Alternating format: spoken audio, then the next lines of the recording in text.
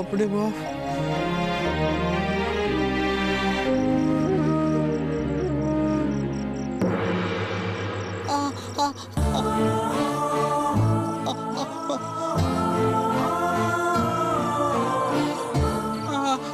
ওরে বাপরে।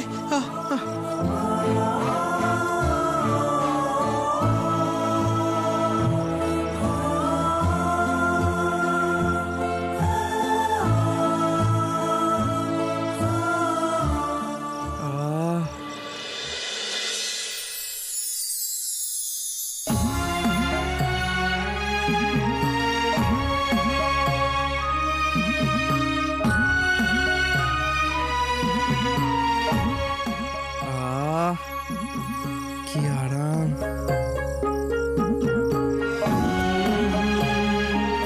খুব আরাম হচ্ছে গো।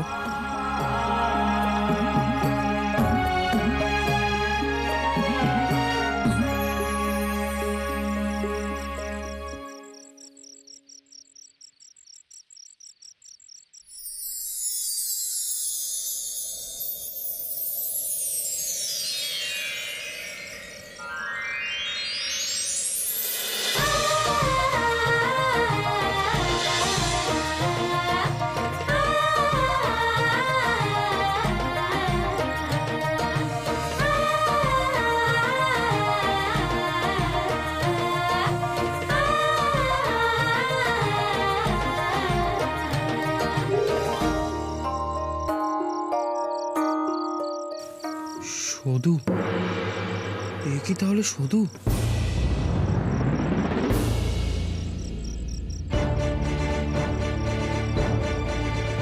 আমি নিশ্চিত এটা সধুই, সেই জন্য তাড়াহুড়ো করে চলে গেল।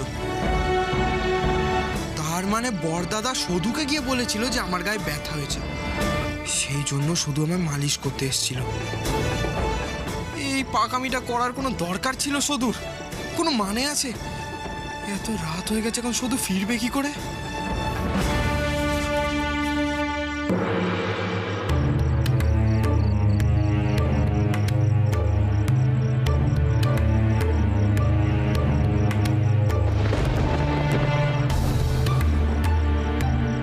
যেভাবেই হোক না পুত্রের টের পাওয়ার আগে আমাকে বাড়ি ছেড়ে চলে যেতে হবে, নইলে যার রক্ষে থাকবে না। সধু,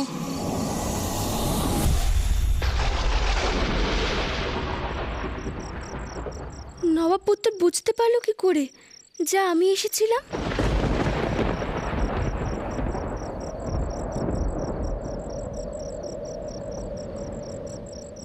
যে একবার নাম শুনে দাঁড়িয়ে পড়ে তার নাম সেটাই হয়।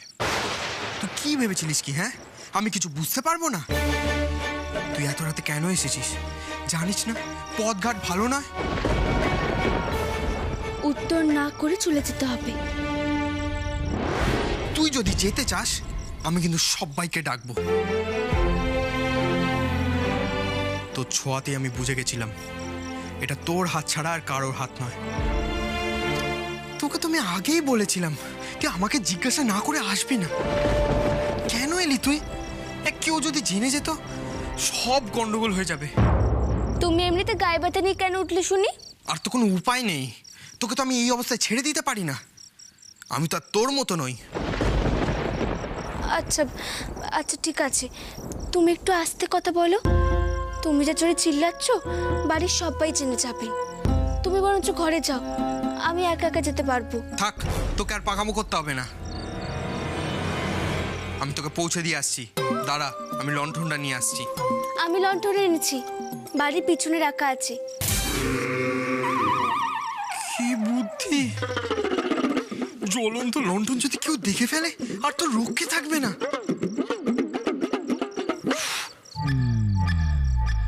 কি বললি তুই? বাড়ির পিছন মানে?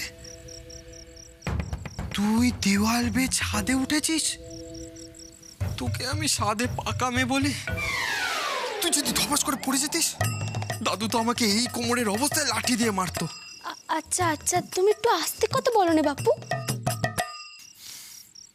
চল, পা চালিয়ে চল।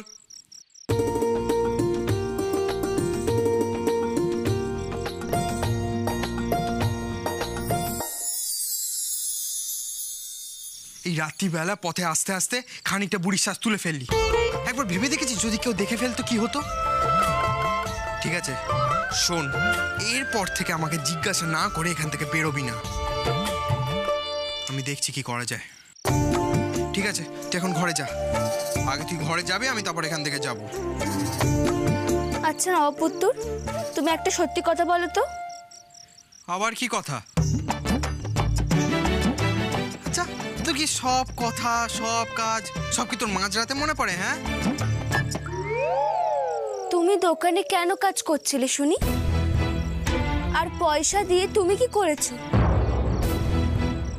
আমার পয়সার দরকার ছিল সেই জন্য আমি কাজ করেছি। এবার তুই আমার প্রশ্নের উত্তর দে। তখন আমি তোকে জিজ্ঞাসা করলাম তুই দেওয়াল বেয়ে ছাদ দিয়ে কি করে ঘরে ঢুকলি, তখন তুই মুখে কুলু পেটেছিলিস, কিছুই তো বললি না।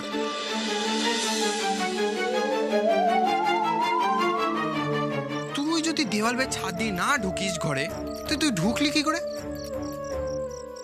আমি তো দেখলাম সদরের দরজা বন্ধ।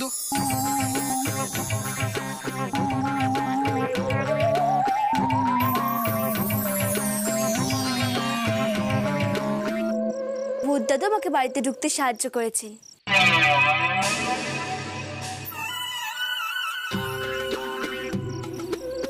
কি ভূত দাদু? তুই এইখানে চলে আসার পরেও ভূত দাদু তোর সাথে যোগাযোগ রেখেছে? শুধু যোগাযোগ রাখিনি গো, বুদ্ধদাদা আমাকে অনেক সাহায্য করেছেন। চাল ডাল কত কিছু দিয়েছেন। আমার এখানে থাকতে কোনো অসুবিধে হচ্ছে না। তুমি শুধু বাড়ির লোকেদের একটু খেয়াল রেখো আর এই লণ্ঠনটা নিয়ে যাও। না না, এই আমার লাগবে না। আমার তো গ্রামের রাস্তা মুখস্থ, চোখ বন্ধ করে দিলে আমি চলে যেতে পারবো। আচ্ছা ঠিক আছে, এখন তো এটা রাখো, কাল তুমি আমাকে ফিরিয়ে দিও কেমন? কিন্তু এই অন্ধকার পথে যেও নেই। এত করে বলছিস যখন তখন নিচ্ছি, কিন্তু আমার প্রয়োজন ছিল না।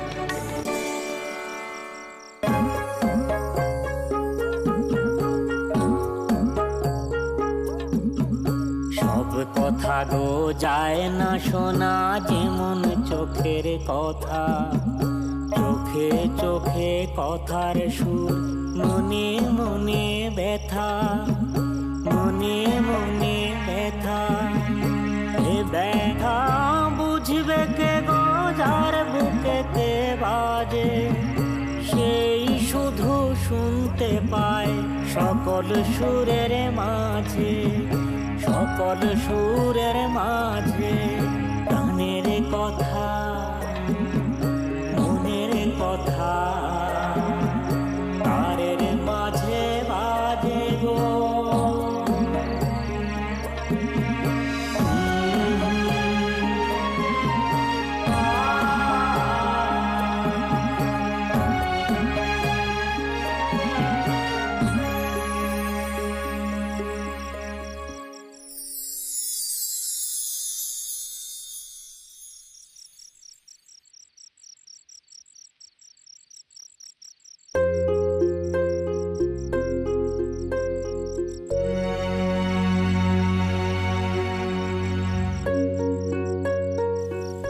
শুধু কোথায় গেল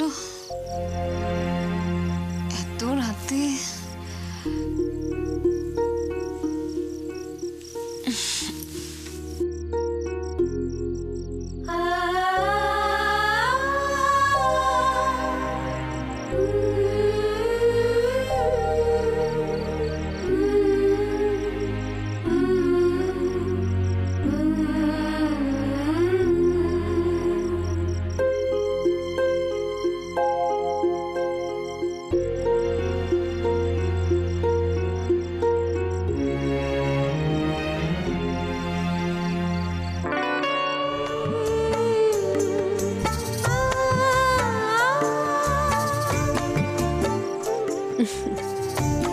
ছেলেটা মেয়েটাকে বড্ড ভালোবাসে।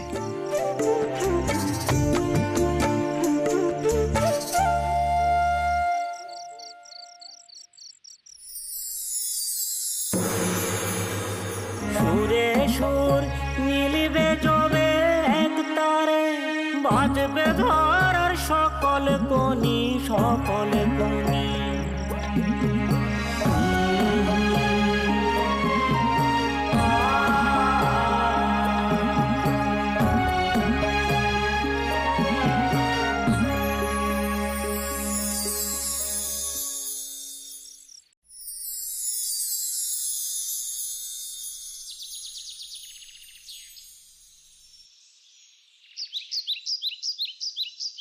বলি গেল কোথায় সব? বাবাকে কি জলখাবার দেওয়া হবে না? কি হলো কি বদ্দি? আমাকে চেঁচাচ্ছ কেন? ও, কাজের কথার জন্য বুঝি? বুঝতে পেরেছি। শোনো বদ্দি, এই একা হাতে না এই এত কাজ আমি করতে পারবো না। বাজে, খুব তো বড় বড় কথা কালকে বলেছিলি। বাড়িতে কিছু নেই, বাবাকে কি খেতে দি? বলি বাবা তো আজ বাজার করেছে টাকা জোগাড় করে, তা আজকে দিবি না কেন? শোনো, আমি পরিষ্কার বলে দিচ্ছি, সকালের চাটা উঠে আমি করে আমি সকলকে দিয়ে দেবো, তাতে কোনো অসুবিধা নেই। কিন্তু দেখো, বলে দিচ্ছি, এই বেলার কাজ না আমি করতে পারবো না। ও বেলার কাজ তুমিই করবে, আর রইল রাতের কাজ, রাতের কাজ মেজদি করবে। ও মারে, রাতের কাজ মেজদি করবে? পারবো না, আমি এসব পারবো না।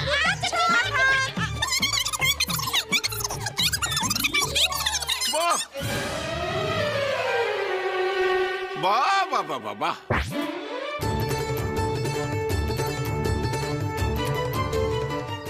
চেঁচাও চেঁচাও, প্রাণ ভরে চেঁচাও, তবে একটা কথা কান খুলে শুনে রাখো, আজ যদি ঠিক সময় খাবার না পাই তাহলে আজ আমি তোমাদের শেষ বিচার করব।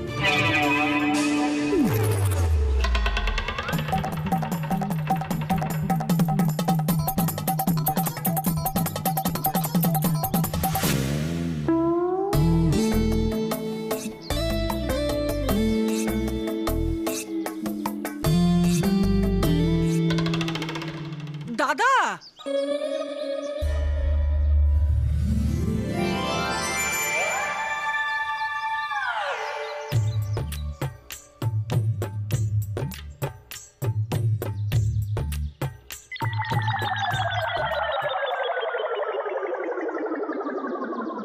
আরে ননি,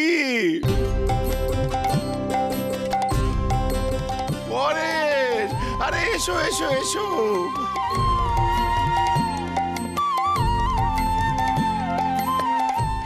এসো এসো এসো এসো। আয় বন্টি আমার, ধরো ধরো। এইসবের কি দরকার ছিল? এই থাক থাক থাক থাক থাক থাক থাক।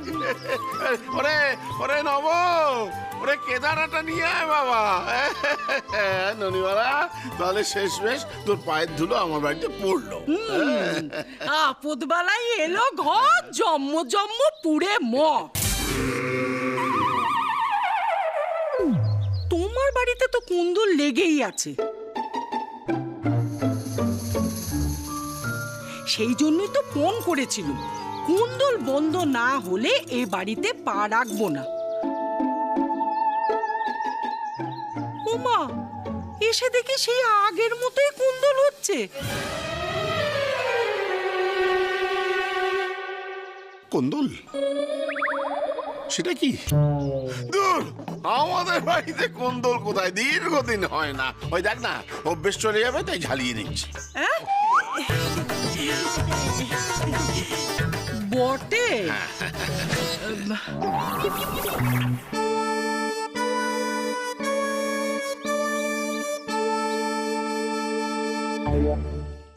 ও দাদা, বলি উঠোনের এই চেহারা কে করলে? হ্যাঁ, গোবর টোবর দেওয়া হয়নি বুঝি? ওই চল তো আমাদের বাড়িতে নেই। চল নেই? বলো কি দাদা? এই ননিবালা, তুমি তো বলেছিলে তোমার বাপের বাড়িতে নাকি গোবর দিয়ে উঠোন নিকোনো হয়।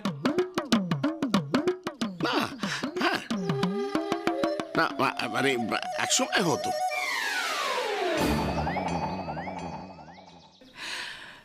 যাই বলো দাদা, এতকাল পরে তোমাদের বাড়িতে এলুম তোমার নাত বউয়ের যত্ন দেব বলে। তোমার মনে আছে দাদা, তোমার নাত বউয়ের বানানো পিঠে নিয়ে গিয়েছিলে? শুধু শুধু দিদি, আমি আমার বোনের বাড়ি যাব, পিঠে নিয়ে যাব, তুই পিঠে বানা।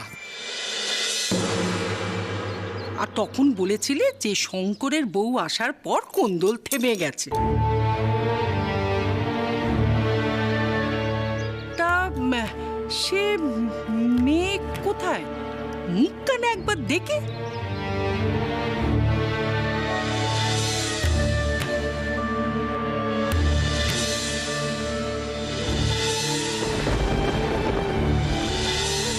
সে এখন বাড়িতে নেই।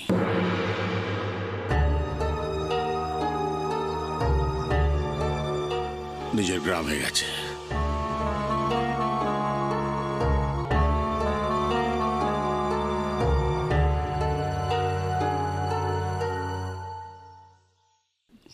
আহা, তুই চিন্তা করিস না রনি, আমি কথা দিচ্ছি তোদের আদর যত্নের কোনো ত্রুটি হবে না। চ চ চ, ভেতরে চ। বৌমারা, ওদের জন্য জল মিষ্টি পাঠাও। আয় আয় আয় আয়, নবা রে, নবা। এক সংসারের রক্ষে নিয়ে তা আবার অতি দোসর।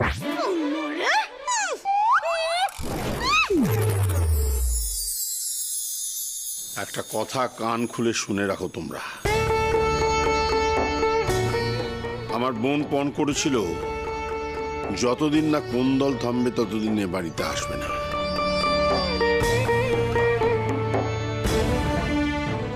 তোমাদের কৃপায় তো শেষদিন দেখার সৌভাগ্য আমার হয়নি।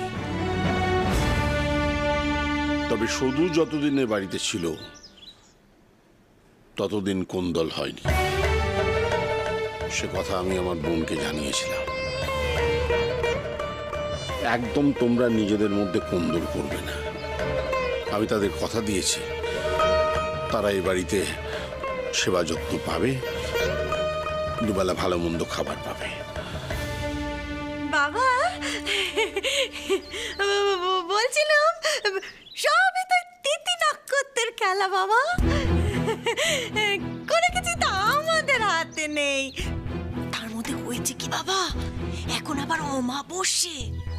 আপনি তো জানেন বাবা, ওই অমাবস্যে পড়লেই না ওই কাটতে কাটতে ব্যথা, উঠতে বসতে পারছি না বাবা। এই এত কাজ কি করে করবো বাবা? আরে বলছি কি বাবা, ওনারা যখন সদুর উপরে আল্লাহ দেখিয়ে এসে পড়েছেন এখানে, তা আপনি কেন সদুর আসল কথাগুলো বলে দিলেন না? কি বলেছি না বলেছি সেটা পরের ব্যাপার। এসব বলে কি মানে করতে চাইছো তোমরা?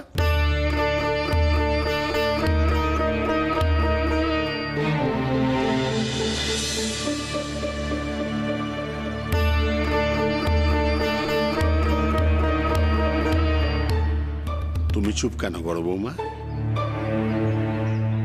কি ভাবছো সমস্ত কাজ তোমার ঘাড়ে গিয়ে পড়বে? শুধু ভাগ্যিস কালকে লণ্ঠনটা দিয়েছিল, নাহলে অন্ধকারে সাপ কবে পা পড়ে যেত। এবার এই লণ্ঠনটা ওকে ফিরিয়ে দিতে হবে, না হলে ওদের খুব অসুবিধা হবে। বেশ, মৌনতাই যদি সম্মতির লক্ষণ হয় তাহলে একটা কথা পরিষ্কার করে শুনে রাখো।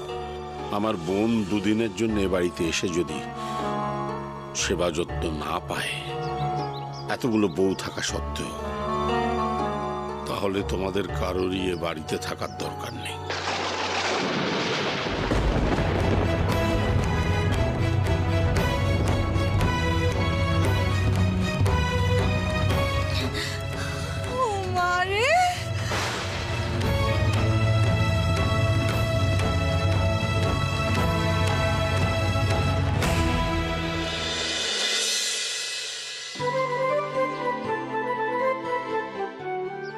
সদু, এই সদু,